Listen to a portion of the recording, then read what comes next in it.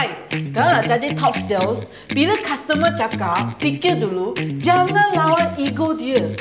Oh, faham? Jangan lawan ego dia. So, macam mana, Cik? Jadi tak? Kena fikir dululah, Kai. Hah? Fikir lagi? Tak habis nak fikir-fikir. Fikirlah puas-puas, Cik. Fikirlah. Kai, rule number 2, kalau dia kata tak fikir dulu, you tanyalah dia. Dia yang nak fikir dulu atau orang lain yang nak fikir dulu? Dia nak fikir ke atau orang lain? Easy. Okay, bos. Dah boleh dah, Sai. Bos nak beli ke? Jom.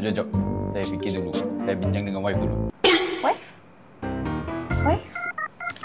Wife, Encik. Akhir sekali, kita main emosi, bukan tekanan. Tapi, bagilah deadline sikit. Faham, bos? Main emosi, bukan tekanan. Okay.